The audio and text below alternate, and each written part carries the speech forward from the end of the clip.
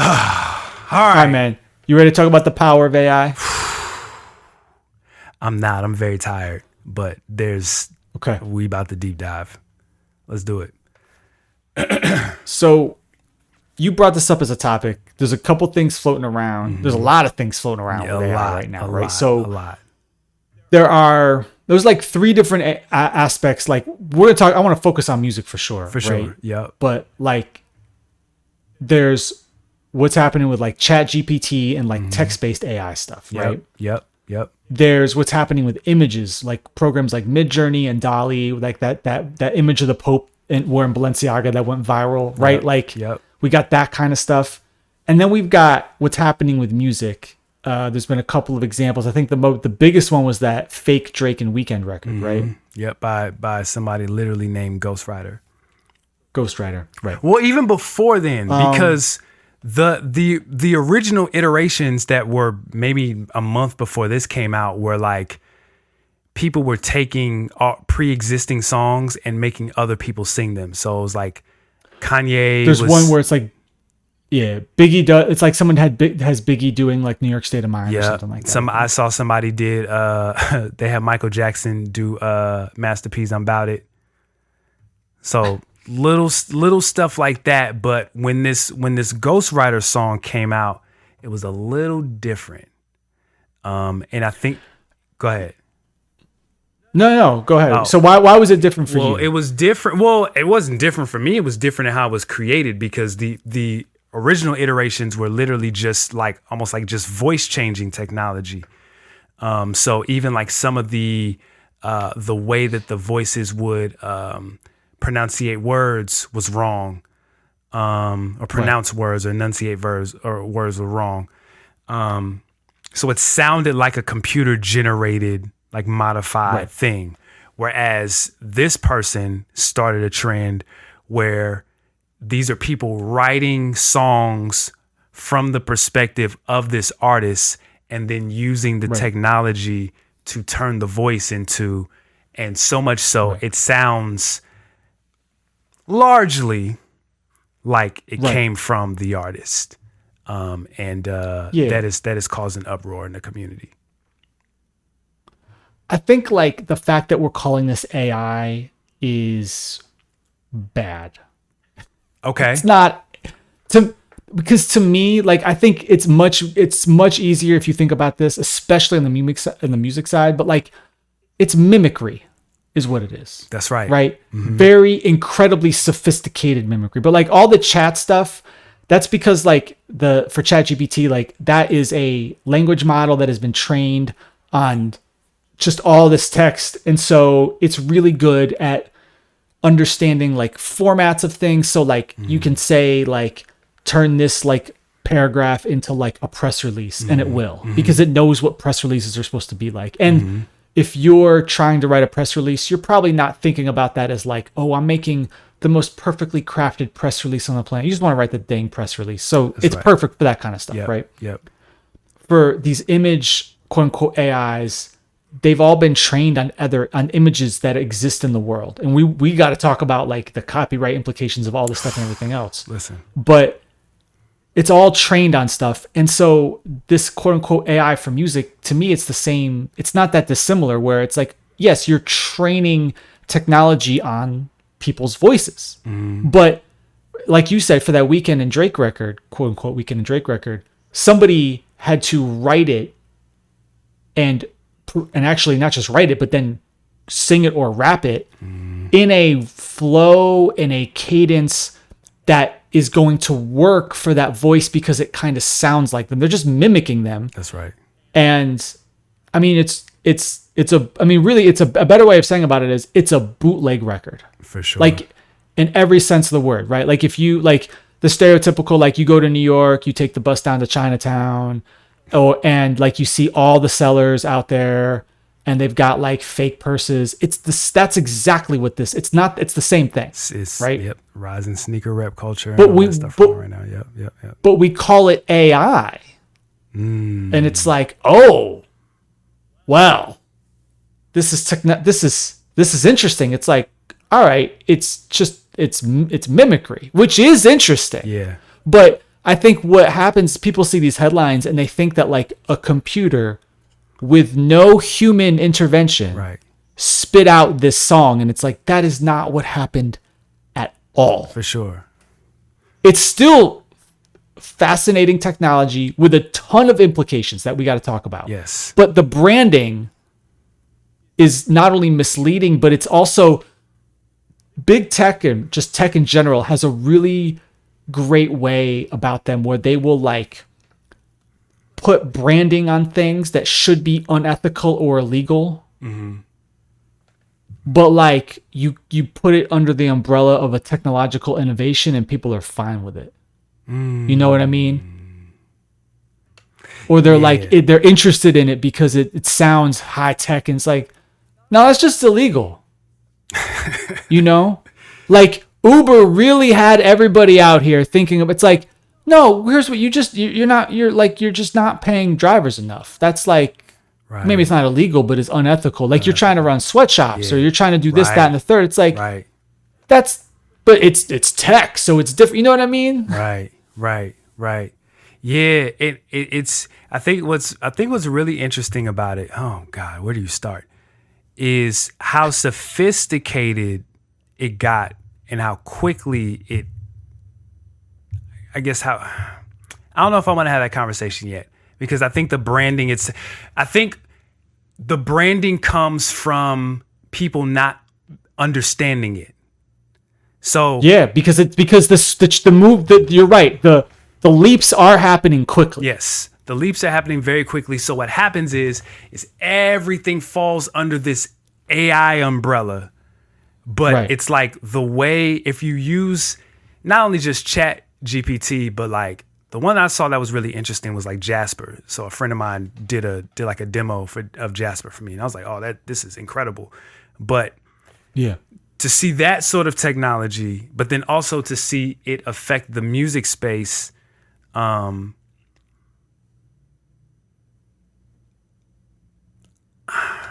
don't want to be the guy to say I'm concerned, because then I feel like I sound old, because AI is here. I think there's a lot to be concerned about. There's a lot to be concerned about. Okay, so let's just start with an overarching conversation with AI, and I think in there we'll be able to plug it in like in the different spaces as you discussed earlier. So generally, I just want to know from jump, like, how do you feel about AI?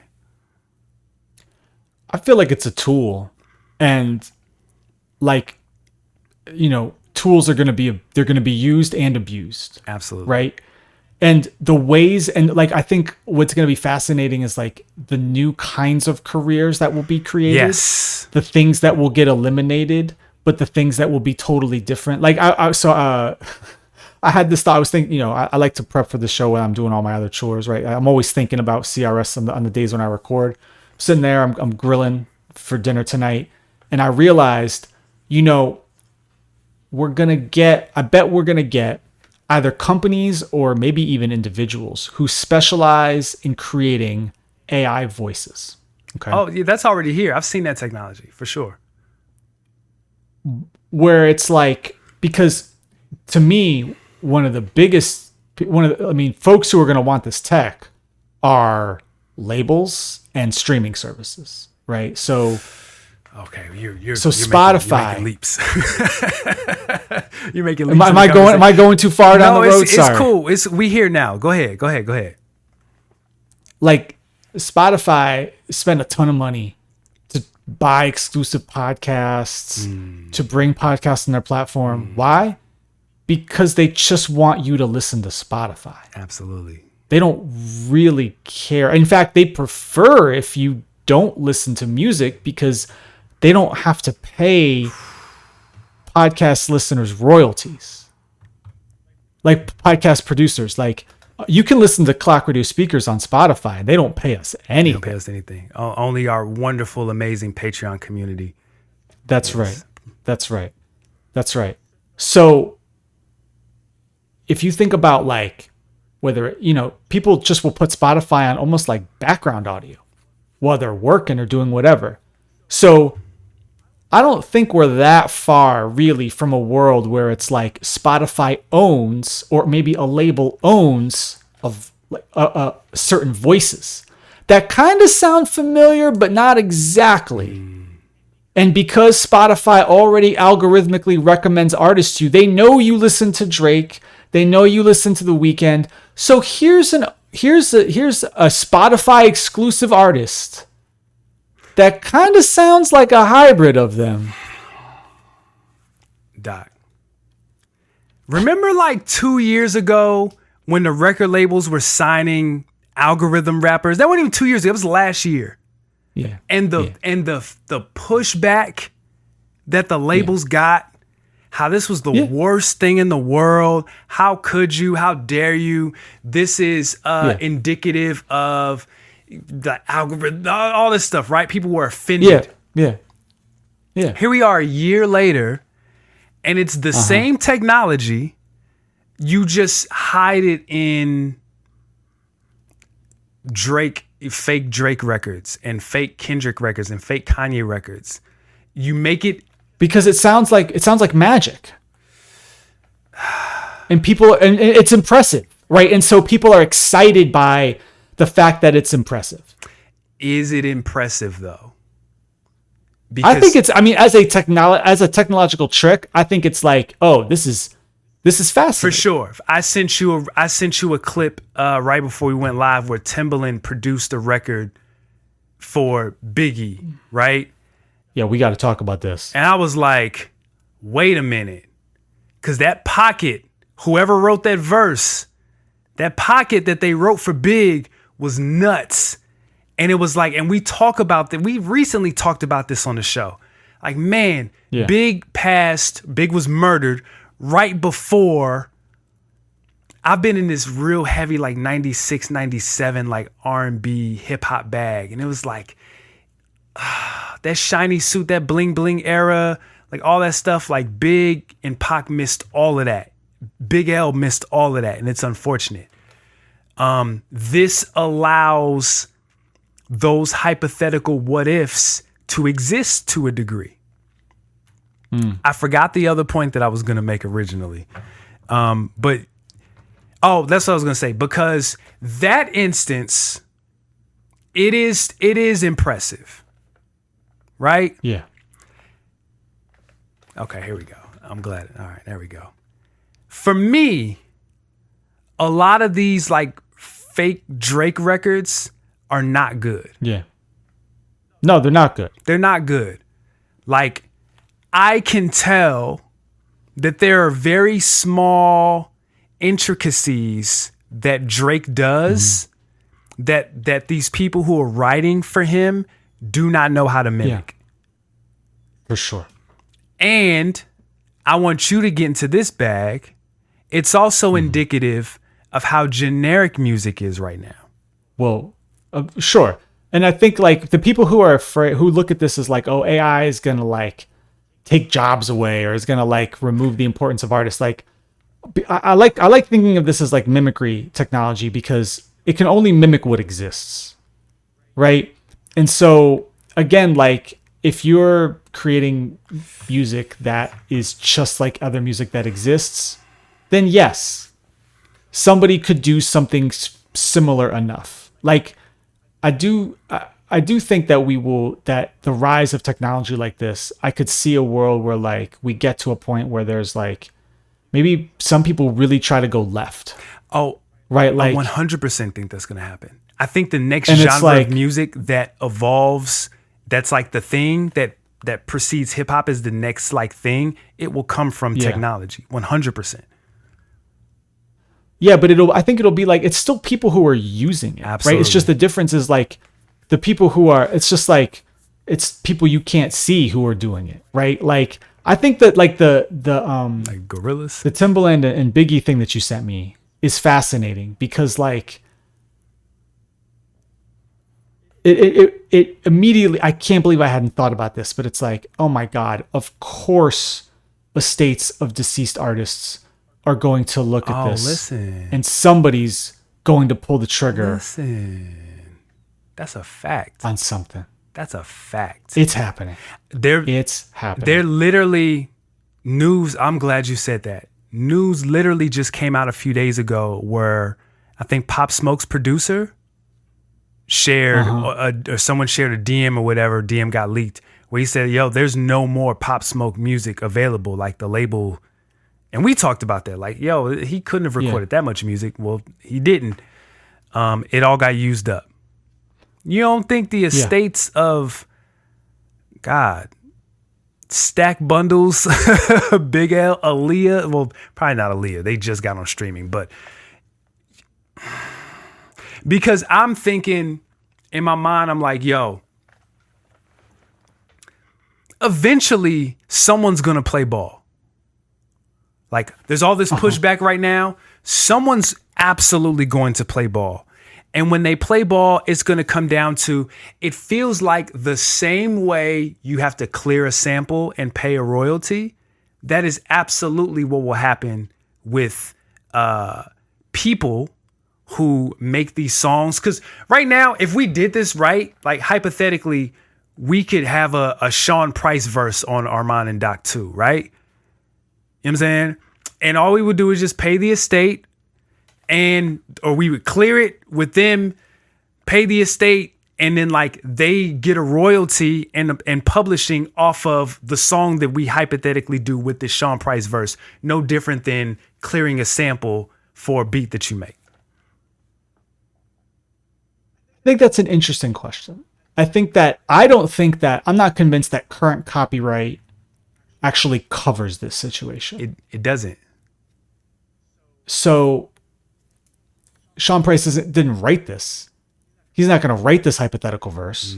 So there's no publishing there. So do you copyright the voice or the Well, I think that's what we're going to get into is, can you copyright someone's voice? No, but it's not the voice. It would be the why can't I think of this word? The image, the person. Why can't I think of this word, Doc? The likeness. The likeness. I think that's what you clear. Yeah. I mean, I think someone's certainly going to try it. But sure. I think this is all uncharted waters. I definitely will imagine that some estate of some deceased artist is going to look at this technology and go, we can do something really interesting here. Some of it might be good. A lot of it will probably be bad.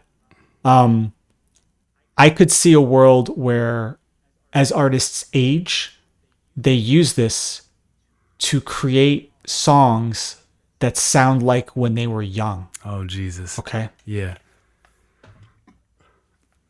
Armand, you could create a whole album that sounds like you did before COVID.